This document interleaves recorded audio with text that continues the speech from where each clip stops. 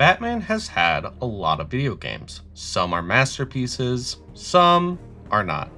But hidden between the legendary Arkham games and whatever Gotham Knights was trying to be, there's a Batman game series that deserves way more attention than it gets. The Batman Telltale Series. And honestly, I think it's one of the most unique interpretations of Batman ever made. Not because of the combat, not because of the gadgets, but because it understood something most Batman stories forget. Bruce Wayne is just as important as Batman. And after replaying both seasons recently, I have one question. Why don't we have a season 3? Because Telltale didn't just make another Batman story, they made one of the boldest Batman stories ever told. Batman games usually focus on Batman. Shocking, I know. You're gliding over Gotham, beating up criminals, using gadgets, solving mysteries, and that's awesome. The Arkham games perfected that formula, but Bruce Wayne often feels like a costume you put on between missions. You attend a party, talk to a few people, and then immediately go back to being Batman. The Telltale series flipped that idea completely. For the first time, it asked, what if Bruce Wayne was the main character? Not Batman. Bruce. And that single decision changed everything. One of my favorite moments in the first season isn't a fight. It's not a boss battle. It's not even a Batman scene. It's Bruce learning that his parents may not have been the heroes he thought they were. That revelation completely destroys the foundation of his identity. Every version of Batman is motivated by the belief that Thomas and Martha Wayne were good people. They're the reason he becomes Batman. They're his moral compass. So what happens if that compass breaks? That's the central conflict of Season 1. And it's fantastic. Suddenly Bruce isn't fighting villains, he's fighting his own legacy. The game constantly forces you to make decisions that affect Bruce Wayne, not just Batman. Do you save your company? Do you save your reputation? Do you trust Harvey Dent? Do you tell the truth? Do you lie?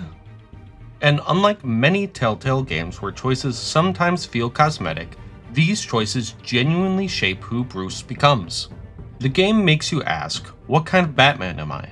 But more importantly, what kind of person am I? Let's talk about John Doe, because Telltale somehow accomplished something I thought was impossible. They made Joker feel fresh again. At the time, Joker had become oversaturated. Every Batman project wanted its own Joker, and most of them were just trying to out-crazy each other. Then Telltale showed up and said, what if Joker wasn't the villain yet? John Doe starts as awkward, lonely, almost sympathetic. He's desperate for friendship, and Bruce Wayne becomes the single most important person in his life. That's genius, because now the player is partially responsible for creating the Joker. You're not just watching his transformation, you're participating in it. Every conversation matters, every choice matters. Every time you encourage him or reject him, you're shaping the future of Gotham. And depending on your choices, you get completely different outcomes.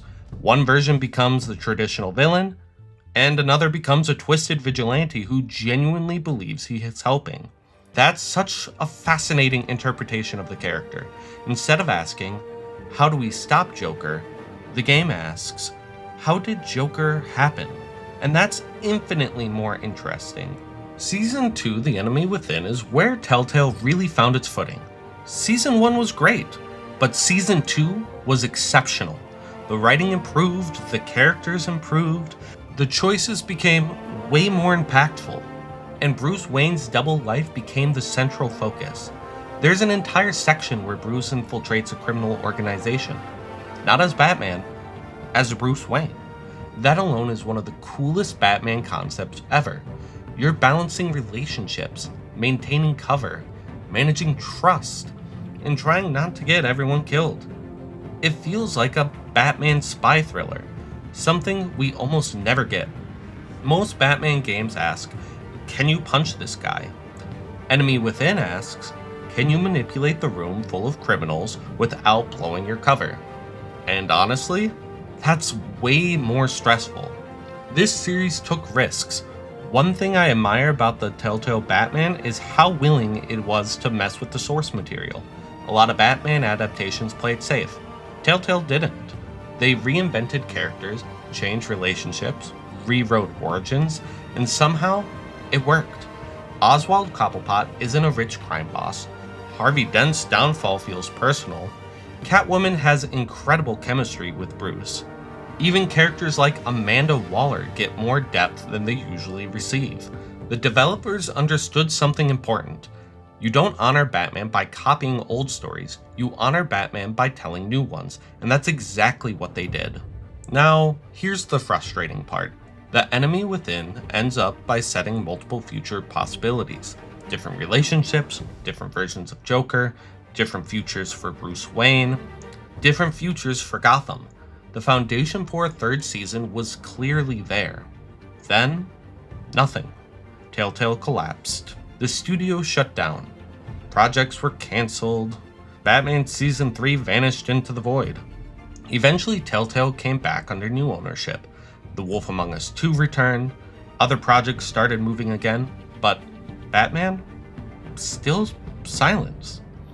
And that's a shame, because Batman might actually be Telltale's strongest franchise. Now, why I think Season 3 would be perfect right now? The timing has never been better. Batman is more popular than ever. We've had movies, TV shows, comics, games like the Lego Batman game, yet there's still a space for something different. The Arkham games focus on action, the movies focus on spectacle, Telltale focuses on choices and character relationships. Nobody else is doing that except ad hoc studios, and modern technology could make third season even better. Better facial animations, better branching narratives, more consequences, more ways for player to define their version of Bruce Wayne. Imagine continuing your save file years later. Imagine seeing the consequences of your relationship with John Doe. Imagine Gotham reacting to the Batman you've created over 2 entire seasons. That would be incredible. The reason people still talk about these games isn't nostalgia, it's because they understood Batman. Not just the cape, not just the gadgets, not just the punches. Batman is ultimately a story about choice. Bruce Wayne chooses to keep going after unimaginable loss. He chooses to help people. He chooses to believe Gotham can be better. And that's exactly what Telltale turned into gameplay. Every major moment comes down to a choice. Who do you trust? Who do you save? Who do you become? That's Batman. So yes, I want a Batman Telltale Season 3. Not because I need another Batman game. We get Batman games all the time. I want it because no other Batman game explores Bruce Wayne this series does. No other Batman game makes your relationships feel this important. No other Batman games will make you feel personally responsible for creating the future of Gotham. The Batman Telltale series wasn't just good, it was one of the most interesting Batman adaptations ever made. And after all these years, I think it finally deserves an ending. So, Telltale, if you're listening, the bat signal is on. Give us our Season 3. If you enjoyed the video, hit the like button, subscribe, and let me know in the comments. What choices did you make in The Enemy Within? And what would you want to see in Season 3? Thank you for watching, and I'll see you in the next one.